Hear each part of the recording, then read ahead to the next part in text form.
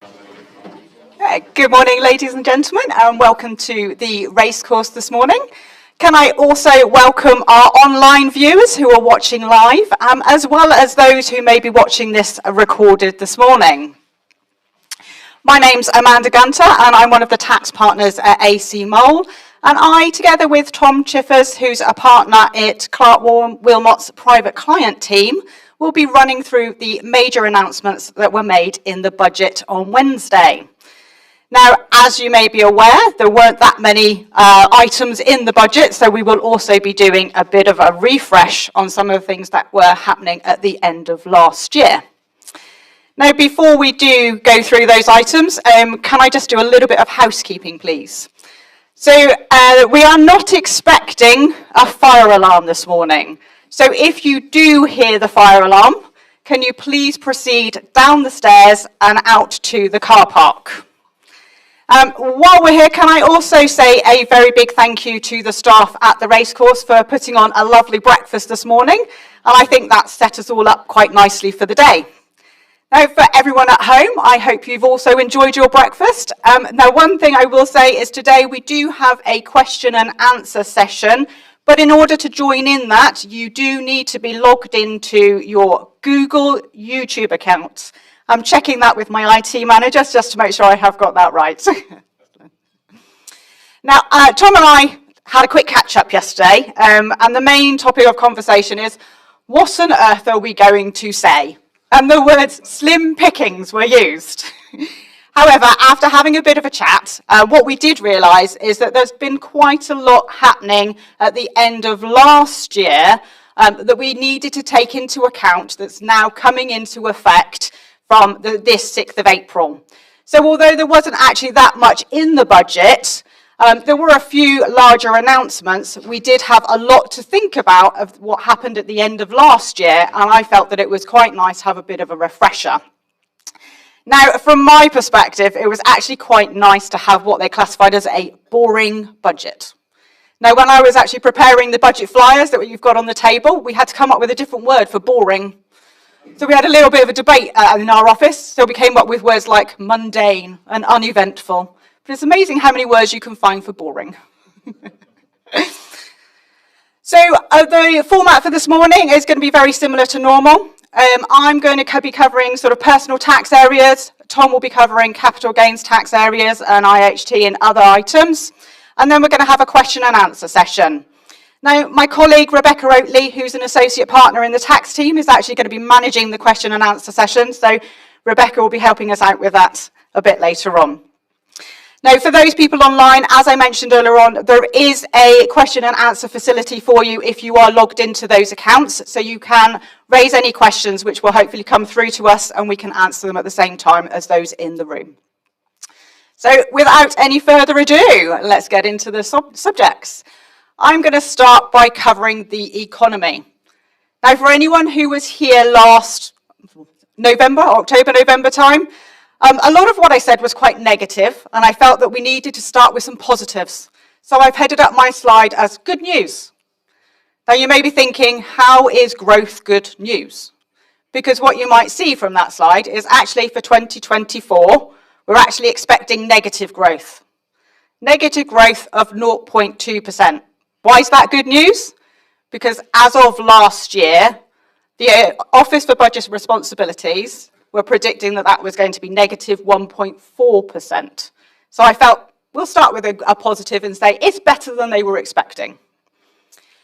Now, the one thing you might have noticed during the Chancellor's speech was that he said that we aren't going to enter a recession. Now, the words he used was technical recession. Because for a lot of people, if you see negative growth of 0.2%, you might think, is that not a recession? No. There is a technical definition for a recession, and that technical definition is that you need to have 2 consecutive quarters of negative growth. Now, we are expecting negative growth in the first quarter, and then we are expecting things to be stable, so at 0%, and then they were expecting very small amounts of growth in the last 2 quarters. That means we don't technically have a recession. Now, it was put as technical for that reason because we do have that negative growth for the year. If you look forwards, 2024, 2025, you will see we are expecting things to actually improve a little bit. And once again, this was good news because those predictions are better than what the OBR said they were going to be last year. However, I did have a look back as to what the OBR were predicting on their long-term forecast at the end of last year. And you will see that for the later parts of the year, so 2026, 2027, what they've actually said for growth has been reined back in slightly. So they are thinking that things may be a little bit slower in the later part of their forecast. I've managed another good news here. Now you might be saying again, how on earth can you put good news at the top of a chart covering inflation? Well, I was trying to go for a good spin on most of all of this. Now, it's good news because you can see it's dropping drastically in a very short space of time. So our inflation rate hit its highest level in October last year at 11.1%. Now, good news already, it's starting to fall. So in January, it's dropped to just over 10%. That's good news. And the OBR are predicting that that's going to drop down to 2.9% by the end of December. That's quite a quick drop for inflation. However, the government's target, anyone know what the government's target for inflation is? 2%. Yeah, it's 2%. Now, at no point does that graph show 2%. And if you look back historically, it hasn't shown 2% for quite some time. So average inflation last year was 9.1%, and our average inflation rate for this year is predicted to be 6.1%. Now, if you look at the forecast going forward, our inflation is actually going to go below 2%. And the OBR are saying that inflation next year will be 1%. And then for a couple of years thereafter, we'll go down to 0% before we reach that golden 2%. So we are hopefully going to get there in the end, but it's going to take us a little while before we hit what they consider to be the golden 2% inflation rate. Now, there are a number of reasons that inflation is going to drop so quickly. One of those reasons is because of the energy price guarantee, which Tom's going to mention a little bit later on. And the other reason is because of one of the Bank of England's remits, which is to control inflation through the bank base rate. Now, the base rate, as we are all aware, has gone up quite a lot over the last year. And in the last 12, 14 months, we have seen 10 increases in the Bank of England base rate.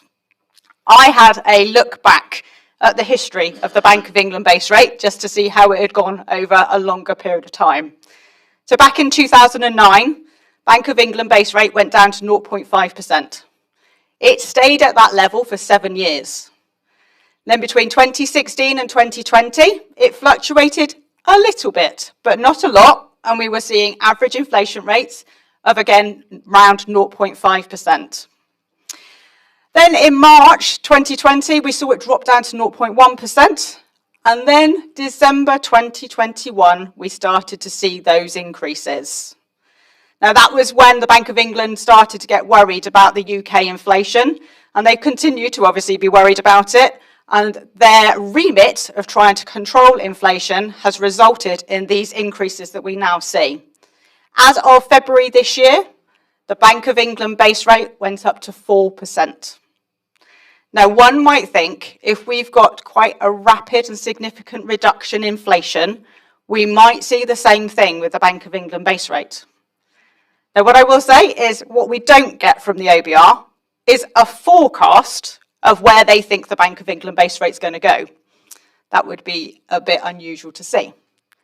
And I would suggest, and we've got a few bankers in the room, that we might not see the Bank of England base rate fall as quickly or as dramatically as inflation. I think there will be a considerable lag behind, and I think they will be very wary in order to make sure they are controlling inflation. Now, you might notice I couldn't head this one up with anything that said good news. I tried, and I am going to start with a positive spin, in the same way as the Chancellor did when he did his announcements. So our borrowing, the government has said they are going to set targets that our borrowing needs to reduce as a percentage of GDP for the period they are in power. That's one of the targets that they have set. But let's just refer to that. So they want our borrowing to reduce as a percentage of GDP, gross domestic product. That still means we're borrowing. That still means we need to borrow money in order to pay all of our expenses. And that's the case for the entirety of the forecast. Now, I will say in each year, the absolute borrowing requirement does drop. And as you can see, our borrowing there for this year is predicted to be £152.4 billion.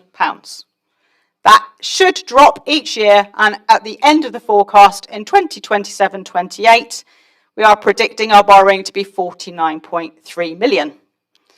Now, if we are borrowing every year in that 5-year forecast, then that means our total debt is constantly increasing. So the magnitude of our total debt, for anyone who's been here last year when we've been doing things, you probably know the magnitude of our debt. It doesn't fit on my calculator. 2.5 trillion, roughly. What's a trillion here or there? That's a significant amount of debt. And I thought it'd be quite useful to maybe put that into a little bit of context. So our public sector net debt is expected to reach 100.6% of our gross domestic product.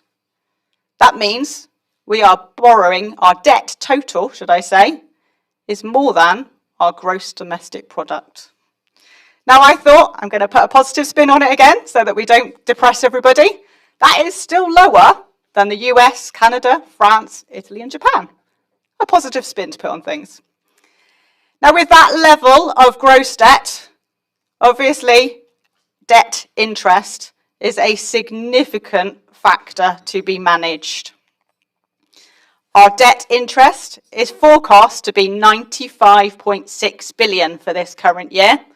Now that is a significant figure for anyone to manage, and as interest rates rise, it's a crucial part of our budgeting requirement for the UK. Thought you also might be interested to know that if debt interest was a public department, it would have the second biggest budget behind health and social care. Oh, that was quick. Right, I'm going to finish on the economy and we'll move on to those tax changes. I obviously didn't set up my slides properly because the pensions part wasn't supposed to come in straight away. However, the first major announcement the Chancellor made was in relation to pensions. Now, I think most people will realise that this was actually leaked the day before, so we were aware of some of the information in relation to pensions beforehand. And I was talking to a few people this morning as to why these things might get leaked, and one of the possible reasons is to get a feel for how the public think it's going to go, to see if they get a hugely negative reaction or not. And strangely, there wasn't that much of a negative reaction in the press. It was just a simple comment that it was going to change. So what are the changes? From 6th of April this year, the pension annual allowance, which is the amount you can contribute into your pension fund, is going to go up to £60,000 from the current level of £40,000. Now, for high earners, there is a tapering of that allowance, and that tapering starts where your income currently is over £240,000, and that tapering situation will increase to £260,000. The fully tapered allowance currently stands at £4,000, and that is going to increase to £10,000. Now, the next item on this slide was the slight surprise. The announcements that were leaked beforehand were that the lifetime allowance would significantly increase. But what the Chancellor actually said is that it's going to be completely scrapped. So there will be no lifetime allowance charge. So your pension fund can be whatever level that you like, or that you can afford to invest, I should say. Moving on to the next announcement, or what I would consider to be the next tax announcement that he made. It was in relation to company taxation, and specifically in relation to capital allowances. Now, you may all be aware that as of 2021, the Chancellor at that point introduced something called the super deduction. The super deduction was in relation to capital expenditure that was incurred between 2021 and the 31st of March 2023. So it's about to finish. So this announcement was very much out with the old and in with the new.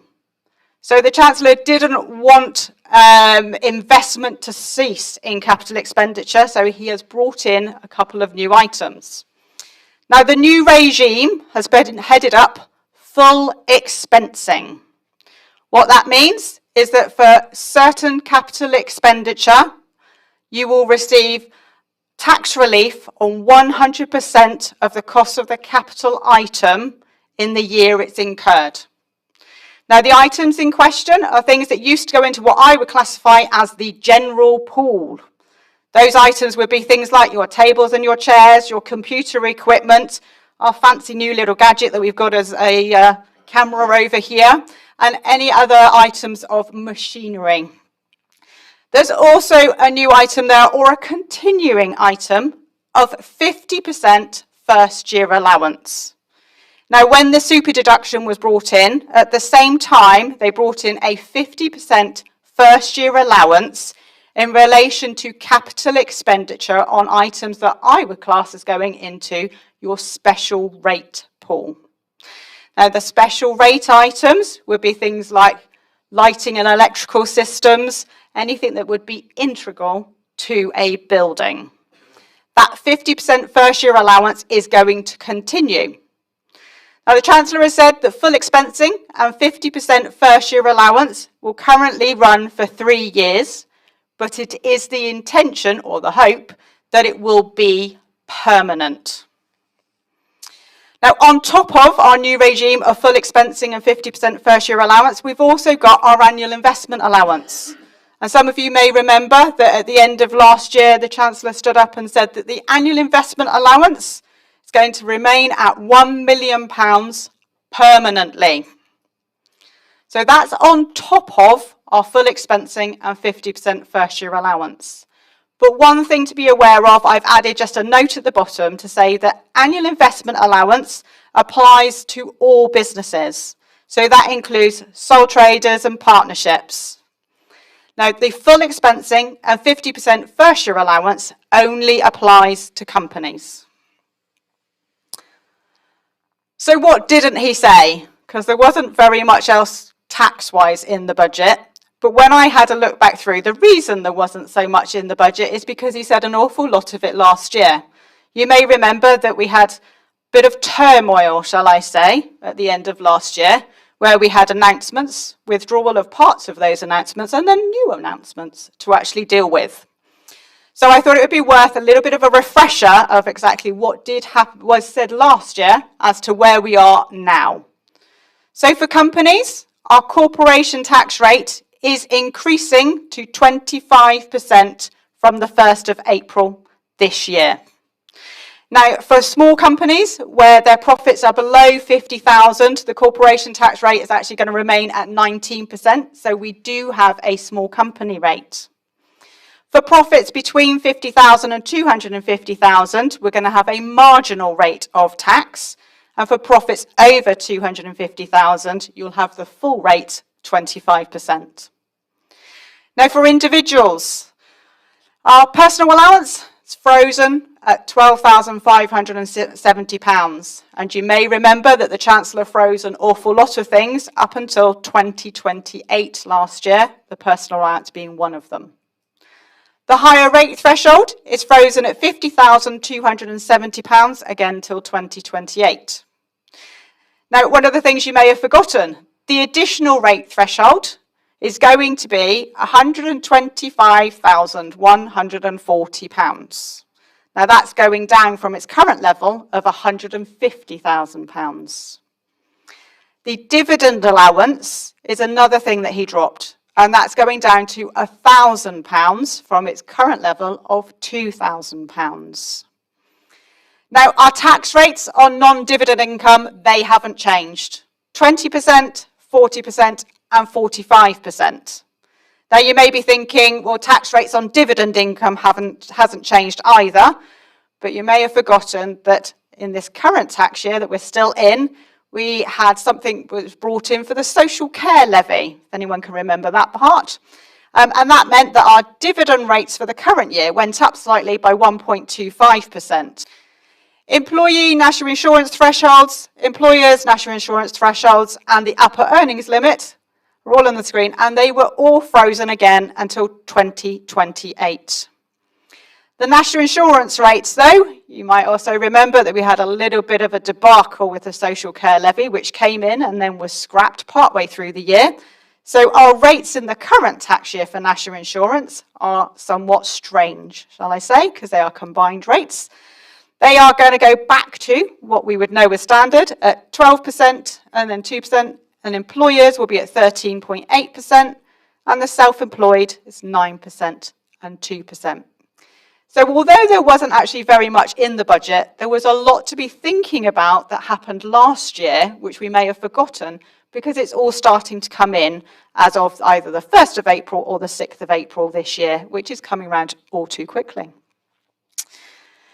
Now, I did think that there are other things going on in the background which aren't mentioned in the budget that are worthy of note. And I think it's something that's going to be, everyone needs to be aware of. So I thought it would be worth a quick mention. Now, I don't know if anyone's heard about it, but making tax digital for income tax is something that the government has been talking about for quite some time, and it's been rumbling in the background quite a lot. Now, originally, making tax digital for income tax was actually due to come in 2024. But towards the end of last year, HMRC said, well, in effect, that they weren't going to be ready, so they pushed back that date till 2026. Now, I will say they didn't say they would be ready, they just pushed it back. And that seems quite a long way off. But making tax digital for income tax is going to impact an awful lot of people, because it means that all businesses, including rental businesses where combined turnover over 50,000, will be required to submit quarterly returns to HMRC electronically. Now, this hasn't been mentioned in the budget, but I'm pretty certain it will be over the coming years because it's going to be quite a big deal. The government think this is a big deal because they see that this could help them breach what they consider to be the tax gap. So I think this is something to keep an eye on. And one thing to note is that our business turnover is going to be set at 50,000. For the year after, so in 2027, that drops to 30,000. And the original turnover level, they were expecting to be 10,000. So how many people do you know that own one rental property where their rental income is over 10,000? It's an awful lot of people out there that this is going to impact. Now, our software providers are discussing this with HMRC at the moment in order to make it work. And we are expecting the software provision to be very much similar to what we've got for making tax digital for VAT purposes. But I think this is one to watch, because I think a lot of people are going to be impacted by it. And we'll obviously keep it under review as things go on, and I'm sure I'll be mentioning it to you again in the future, but I think this could be quite big news over. So this is going to be my prediction for the future, that this will be the big news to keep an eye on. Now, on that note, I am going to pass over to Tom.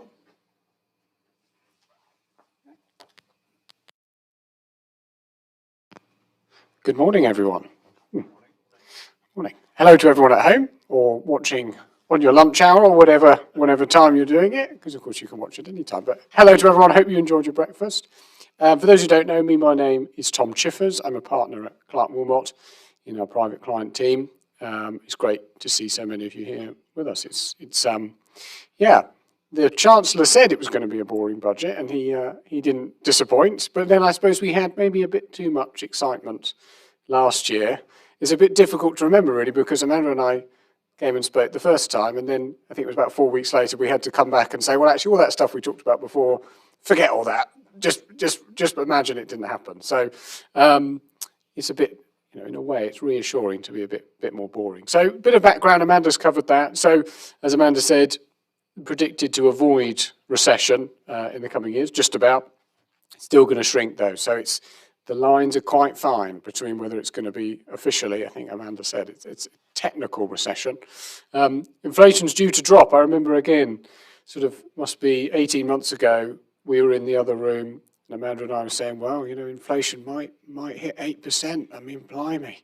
And no one could quite believe it. And well, it was 10.7% in Q4 last year. So due to go back down to slightly more manageable levels. As Amanda said, debt's going up and house prices are due to fall. Again, lots of times people have predicted house prices are going to jump off a cliff, but I think people are pretty certain that this year they are going to drop 10%. Haven't really talked much about in my slides about house prices and stamp duty because there's not really any changes, but I think as I talked about last time, maybe not quite as bad as it seems with house prices because we had such a big leap, such a big bubble, then I think it's more of a correction than a drop. But nonetheless, it's going to have an impact. You're going to lose 10% on house prices. It's going to make a difference. Anyway, so let's start with capital gains tax. So as Amanda was saying, not much was announced. In fact, nothing was really announced about capital gains tax, but that was because we had so many announcements, or such significant announcements last time. So what we had last autumn was unusual. No one really predicted it, or not that I'd read. A lot of people predicted that the rates might go up, but actually what happened was that the allowances, so the tax-free allowance, the rate at which you pay 0% tax on any gains, and that's your annual allowance, so that covers your tax year, that allowance actually got cut by more than half, and that comes in a few weeks' time, on the 6th of April. So coming tax year, currently, £12,300 for an individual, that's your annual allowance. That's going to go down by more than half to £6,000. And then the following year, it's going to go down by half again, so down to £3,000. So it's going to drop by more than, well, it's going to be a quarter of what it is today in just over a year's time. So a really significant drop and fairly unusual in the way that these things work. Usually, in the old days, annual allowances would go up every single year. But as I say, most people were predicting that the rates would go up. That didn't happen. So, and just it says on the slide, trusts have got half of the allowance of an individual, so they're obviously going to be half of the new allowances. So just to remind everyone what the rates are, it's different rate if you're an individual, different rate if you're paying capital gains tax on a residential property than on anything else. So 18 and 28% for residential property, 10 and 20% for everything else. So this is what people were thinking might change, because historically, and I'm talking about years and years, the capital gains tax rates matched the income tax rate, and that was seen to make sure that there was sort of an equitable tax burden for people who got their benefits from income and people who got their benefit from realising capital. That changed during the Labour government, and they got rid of the taper relief, trying to simplify it. So a lot of people thought that might get reversed, and this might be something for the future. A lot of clients asking me, because they see the political polls and think, well, if we get a Labour government, what's going to change? And the first thing you say is, well, we've got the highest tax burden anyone's ever had, so I'm not sure what they could do to put taxes up, but this is something that might change, because this is something that, if you look at things historically, it hasn't been the way that it's structured now. The revenue that they get from capital gains tax has more than doubled in 4 years. And obviously that it doesn't relate to what we've just been talking about with the allowances going down. The revenue now seems like a big figure, doesn't it? 15.3 billion, but I've still got Amanda's figure of, was it 93 billion for the interest for the year on our debt. So pretty small fry, really, isn't it? Not 15.3 billion, but that's a record number. So that's more than doubled over 4 years. So really significant. So that would have had an impact with the what we've just been talking about with the allowances going down next year. But in reality, that was driven by a few things. So we talked about house prices going down. That would have had a big impact, because with the pandemic, and more importantly with the stamp duty land tax holiday, that really pushed house prices up, and that would have increased the revenue that the government gets from capital gains tax. At the same time, what used to be called in old money entrepreneurs relief, now called business asset disposal relief or BADA, that allowance historically used to be £1 million. So when you sold a business or you wound up a part of a business, you had your allowance where you could pay capital gains tax at a lower rate. That went up gradually, peaked at £10 million. So that was your lifetime allowance where that rate would apply. Then all of a sudden went right back down to £1 million. So a lot of people have got caught by that. That will have had a difference because your lower rates, people who reaching retirement age deciding to sell their business or whatever or cashing in, don't get quite such attractive relief. So they would have been caught. And also those allowances have I think spurred people into selling things that maybe they wouldn't have done, or maybe they would have waited till next year. So a lot of people will have got things done, as it were, this year, this tax year, knowing that next year, and more importantly, the year after, those annual allowances are going to be cut right down, practically to zero. My former colleague Stuart Thorney used to come and talk at this a lot more eloquently than I could. Always used to say, don't bother putting capital gains tax up because people just won't do anything about it. People will just sit tight and hold on to their assets. So I think that might be true. So I wouldn't be surprised if the receipts for next year are a little bit down for this year. Another change for capital gains tax that wasn't announced in the budget, but was sort of announced alongside, is the rules about what happens when a couple divorce. So the rules around that have been presented a bit of a problem. So what are the rules currently? So if you transfer assets between spouses, it's what we would call tax neutral. There's no gain and no loss. So basically, if you transfer an asset to your partner, he or she just takes the asset on at the base cost that you have. So there's no gain, there's no disposal. That same thing applies to a couple if they are divorcing, but only for the tax year in which they separated or the tax year which they ceased to live with each other. So as you can imagine, divorce is one of the more complex areas or one of the more complex things that a person does in their life. If they do, trying to get those things all sorted in the tax year you have separated is a pretty big ask, especially if you haven't coincided leaving with the tax year, or if you leave about now, where you've only got a few weeks left. So that's not particularly ideal. So what that means, the current rules mean that gains and losses sort of are deferred until when they eventually get sold. But if you transfer after the tax year, so if you transfer it, let's say you separate now and in a few weeks' time, then you just pay the same capital gains tax as if you weren't married. So the new rules, what are the changes? So starting in a few weeks' time, 2 weeks' time, the no gain, no loss, so that neutral transfer, that's going to be extended for 3 tax years after the year of which you cease to live together. So actually that brings that rule in line with other things for capital gains tax. So rollover relief or holdover relief, those also have that 3 tax year sort of grace on top. So that makes a lot more sense.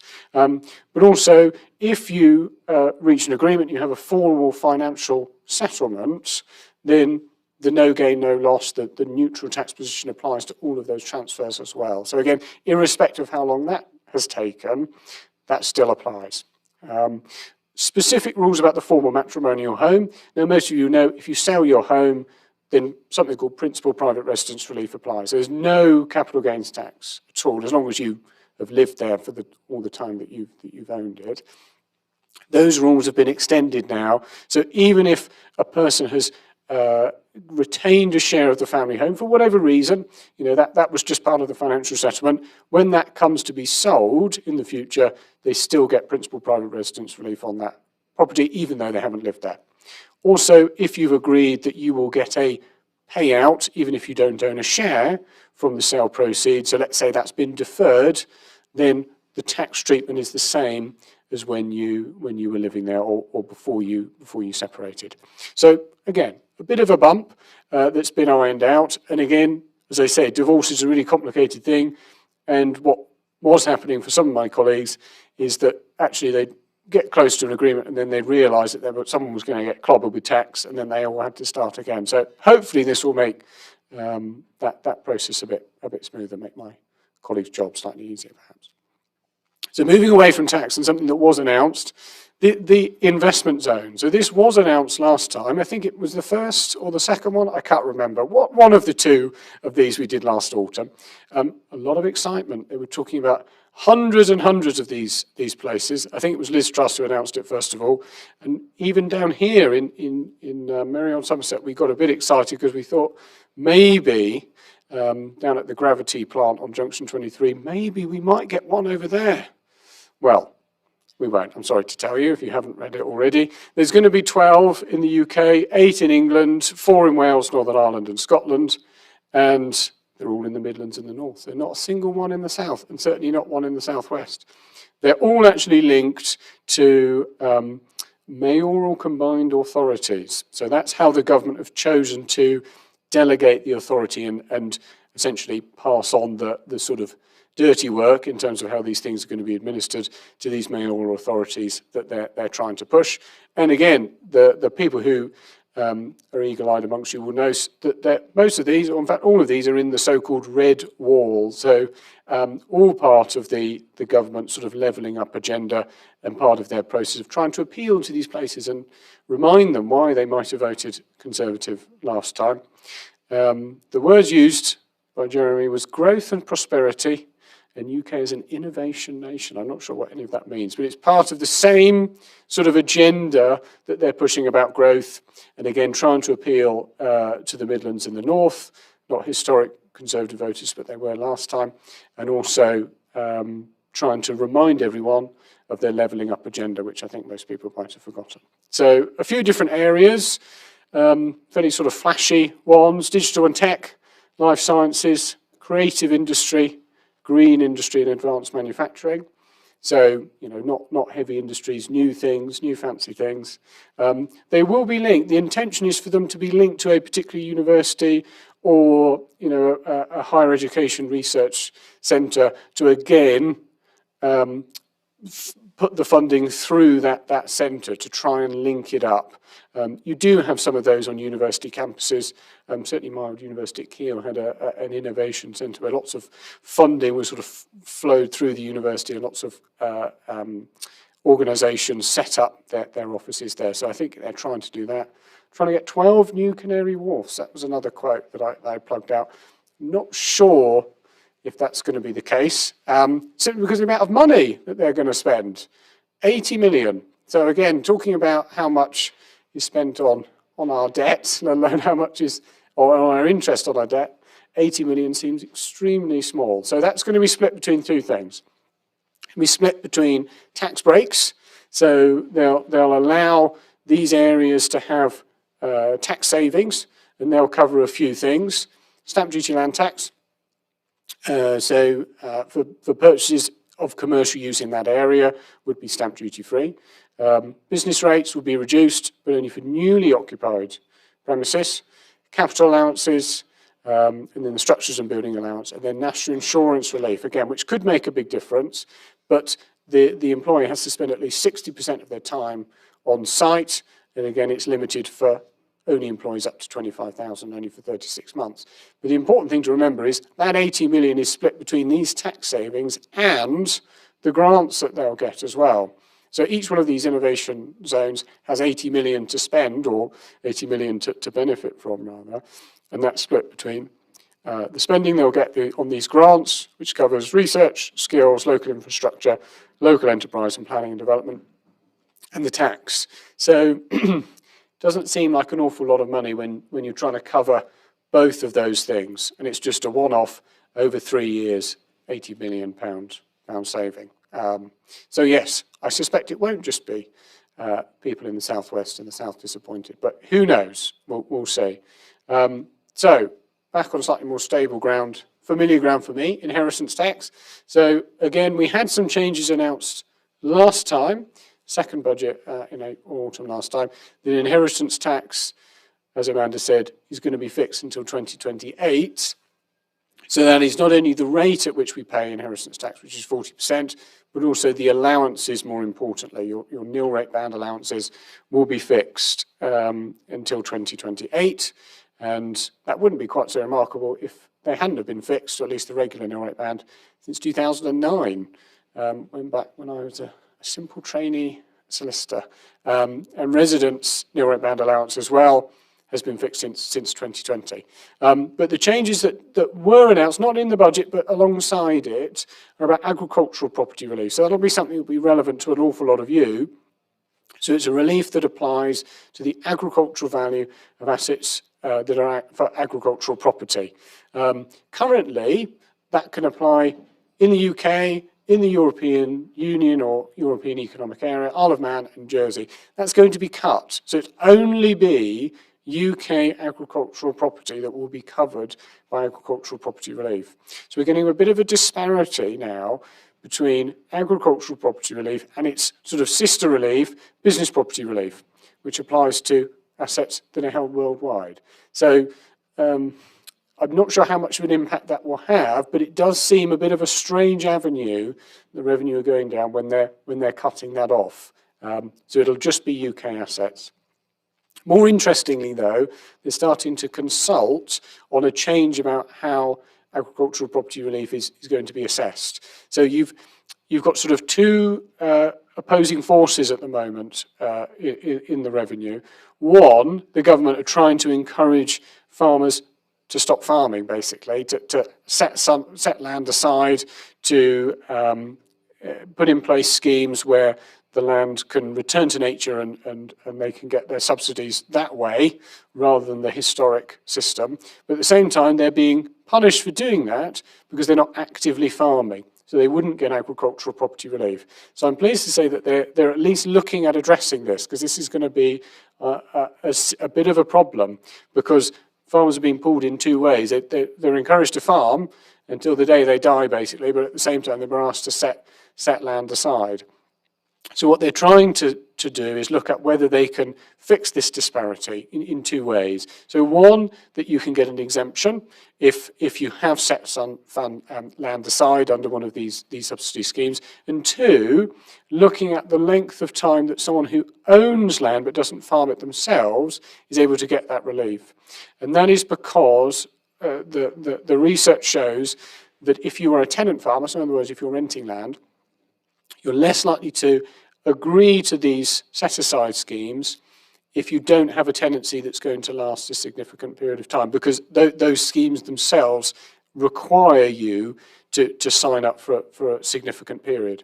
So they're trying to potentially extend the period of time that an owner has to own some land before they get that exemption, so that they can grant longer tenancies. So currently, if you own the land but don't farm it, you only need to have done that for 7 years. Talking about extending that so that they can push the current tenancy arrangements over a longer period of time. So watch this space. Childcare, that was one of the big sort of headlines. And if any of you have got young children, then it'll be a particularly pertinent one. For those of you who don't, a distant memory, so apologies for that. So current system is if you've got 30 hours, free childcare. If your child is 3 or 4, it stops when they go to school, and it doesn't apply if they're under 3. Needs to be through an approved provider.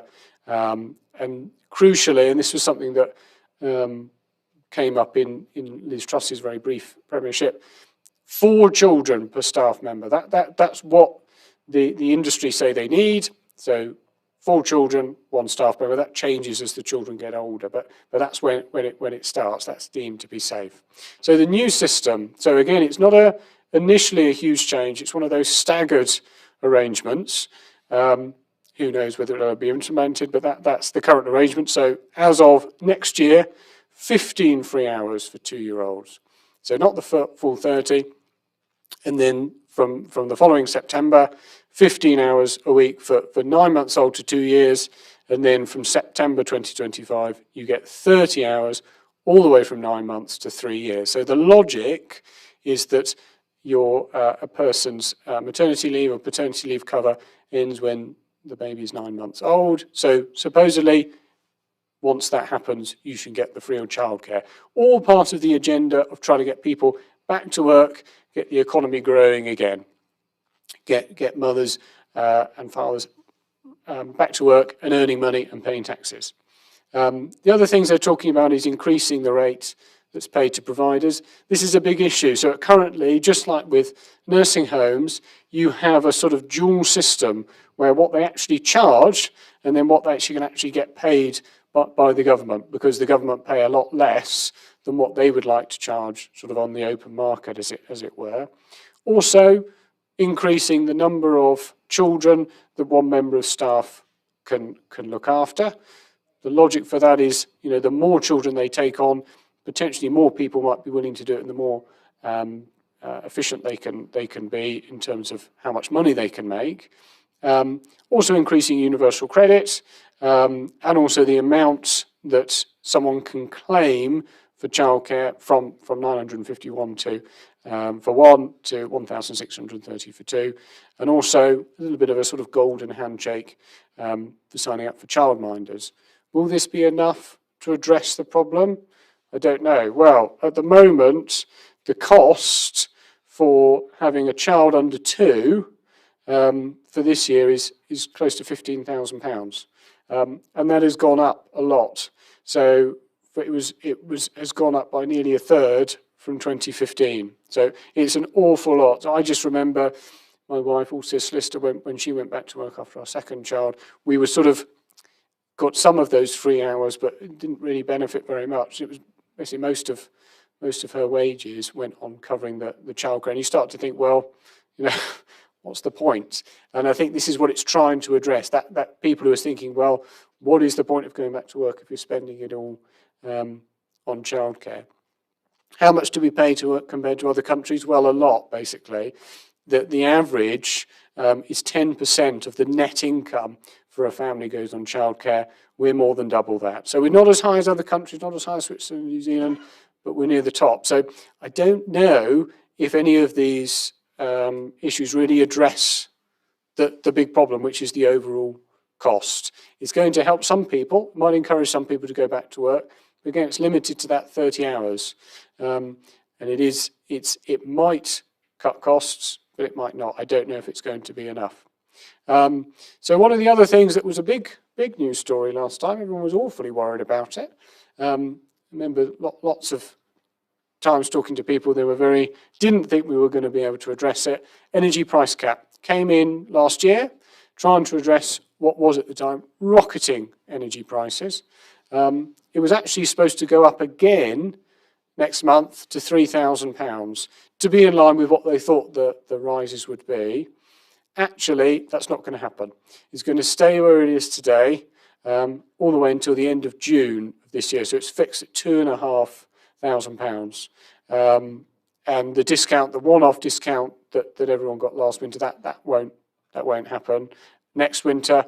It is actually scheduled to remain in place until next April, but they haven't said what will happen after June, and all they've said is that they'll fix it at £2,500. Lots of people saying they need to continue, but I don't know. It wouldn't surprise me if they don't, because the truth is, whereas this was an absolute headline last time, it's now a sort of after note or a sort of post note in the slides. So not as important, not on the news as much. So who knows? Same applies, the rules continue for businesses as well. They get a discount rate. They haven't got an amount. The amount they pay overall is reduced, and that's going to continue for the same period as well. So that's still saying if you've got business rates as well, those reliefs are going to continue for a little while longer. And that's it. So end for me. I'll hand over to Becky, still with some times or questions.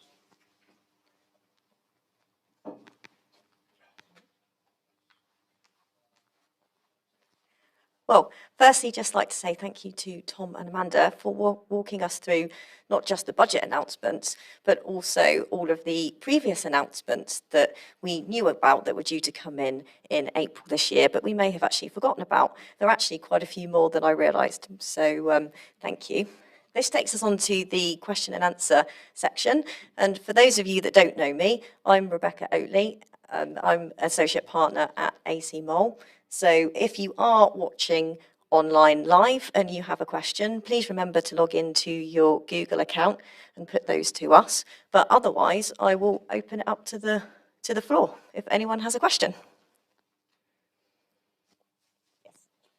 A question for Amanda. Sorry to catch you when you're making your way over. Making tax digital and the changes that are coming, the big game changer as you describe it. Do you have any insight whether it will be quarterly, monthly, and presumably it just overlays with a person's self-assessment return as well? So if it's quarterly, are we now doing 5 returns to our friends at HMRC? If you've got any view or can elaborate?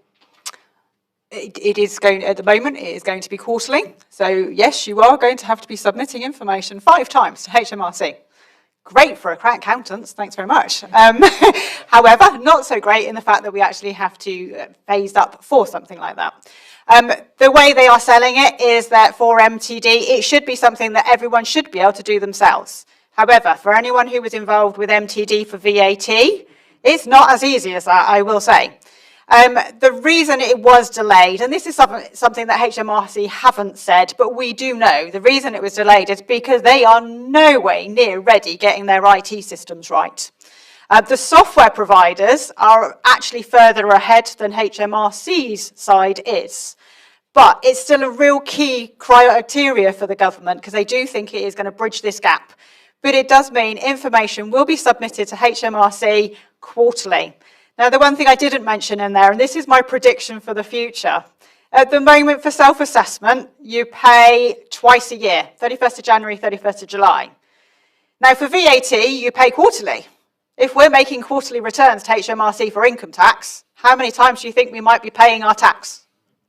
That is my prediction. I think what they could do, and this would tie in really well with this MTD for income tax, is that they could change the payment dates.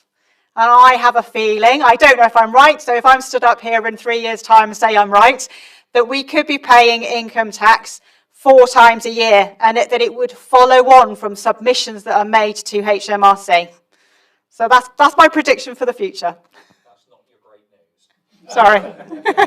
On a good news basis, it might help cash flow. What, HMRC? Yeah, exactly.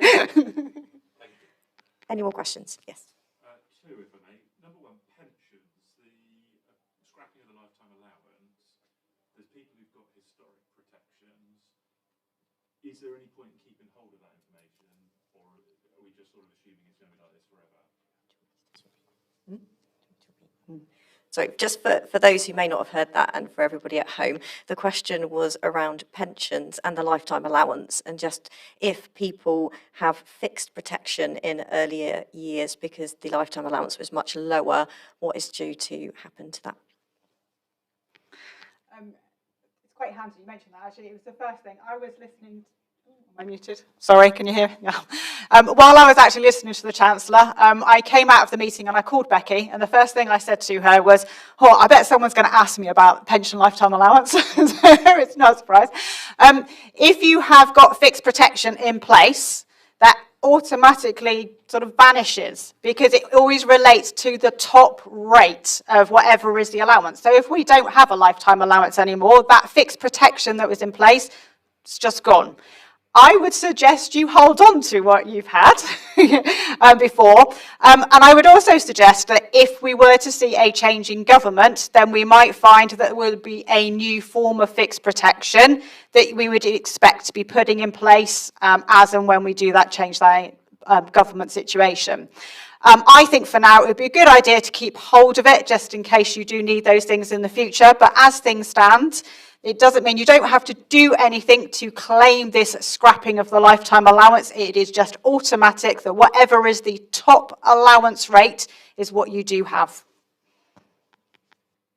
Second question, if I may. So around the divorce point and the PPR releasing more for Tom, is that only for new divorces, or does it apply retrospectively to people who are sort of in that position? No, it's from, I think it's from if they separate from the 6th of April of this year. So you have a strange situation where a couple may have separated before, but may not actually have an agreement until later, and so you'll have a sort of potentially sort of falling under both things. So yeah, it should cover, but it depends on whether you're talking about a formal agreement, whether you're talking about the tax year of which you've actually left the home. Sat there with an agreement from 3 years ago.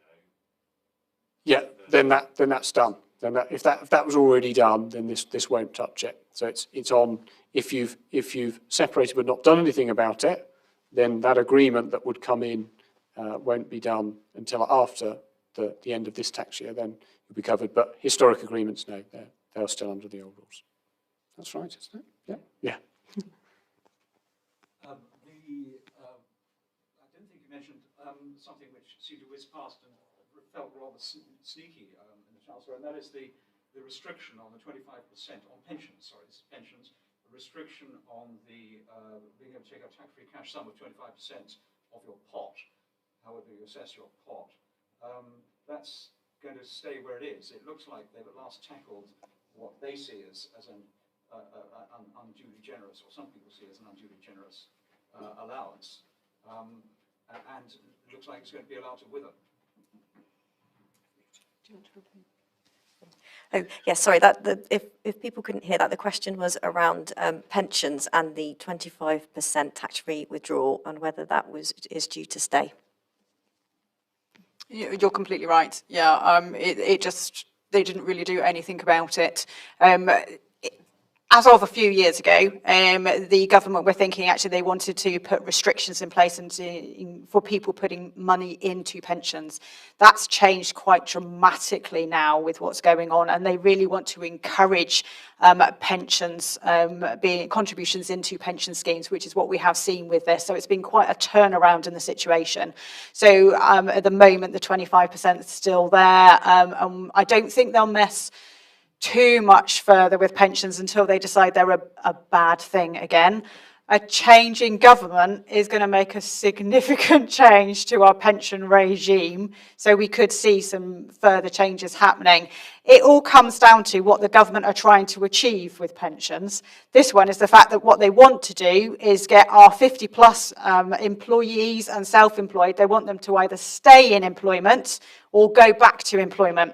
You may have heard the Chancellor saying in his speech that actually what's happened, particularly in the NHS, is a lot of our doctors have reached 50 plus, and they've decided that partly for tax reasons, they're actually going to retire early because their pension funds were going above the lifetime allowance. So they were being driven very much by tax to retire. Now, that's not helpful when you're trying to achieve the growth focus that the government are trying to achieve. They want people to stay in employment, stay in self-employment, and continue to work. So the pension focus is very much a positive at the moment. I think we'll have to watch that because they are controlling when it's a positive and when it's a negative. And if we do have a change in government, it is something that people will look at as the 25% tax-free lump sum that you can get from your pension. We could see those things change over a period of time. Yeah. But I thought I saw that it was going to be capped at 25% of whatever the lifetime allowance is at the moment, £1 million and something pounds, not whatever you manage to get your pot up to if you keep on pumping money into it. Did I see that wrongly? I haven't read the details. I haven't read that yet. It could well be in there, and I think someone might be about to answer that question for us. I was going to say, just Do you want to? sticking on pensions, so it is Cool. Do you want to? Can I just bring the microphone over to you? Would that be okay? yeah, sure. Yeah. Can I just get you to speak into the mic? That's sure. fine, yeah. Hello. Leighton from Valentine Wealth Management. So just to set on tax-free cash from pensions, it is being frozen at 268,250, which is 25% of the lifetime allowance currently, 1,073,000, which makes it even more important that you do keep the protections that you have, the certificates on fixed protection and individual protection, because it will entitle you to higher levels of tax-free cash. But yes, you're right, your pot could be worth £5 million, but you still are only entitled to the maximum 268,000 of tax-free cash. Okay. I hope that helps. Thank you. That was Leighton, so thank you ever so much for that. That was really useful. Could I just follow up on a question for Tom, actually? Because obviously on pensions, sorry. So on pensions, I'm a super fan of them. They're very efficient, very helpful for our planning, and they were already very attractive. They've been made now even more attractive. Do they look too attractive? And I'm concerned around inheritance tax, and especially if a Labour government get in. So just your thoughts on that. Thank you. Before Tom actually speaks on that, it's the one thing we mentioned was inheritance tax planning and pension funds. Yeah, no, you're exactly right, Leighton. I mean, at the moment, it's hard to imagine a system that's going to be more attractive in terms of pensions. In terms of whether inheritance tax will change, I think the truth is we're due a change. We're overdue a change, in fact.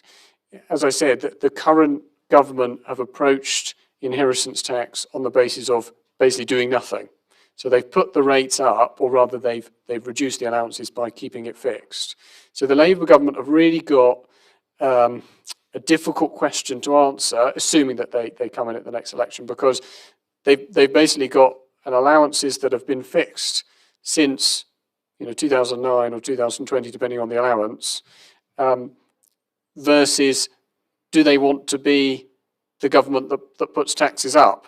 So the Conservative government and before that the coalition government just dealt with that problem by just doing nothing at all.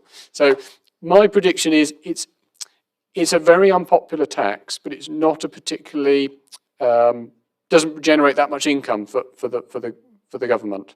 If we talk about those figures that Amanda was talking about, we're talking about the figures for capital gains tax.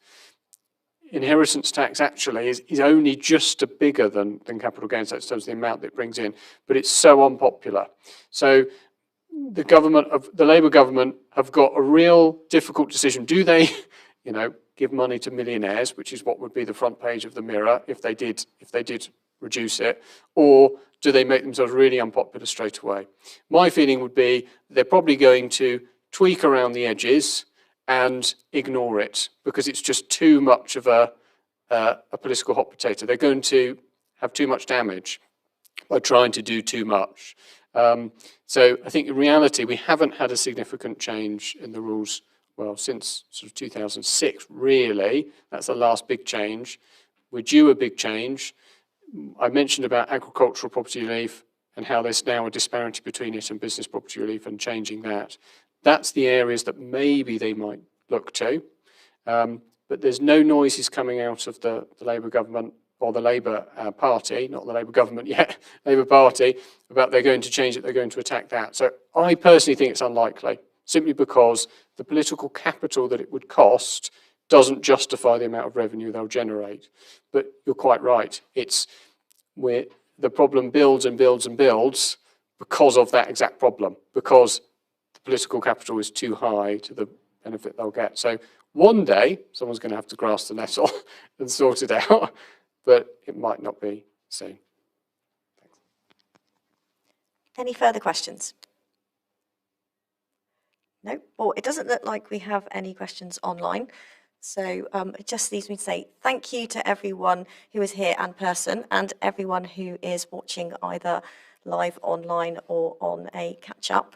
And have a lovely day. And thank you again to Tom and Amanda.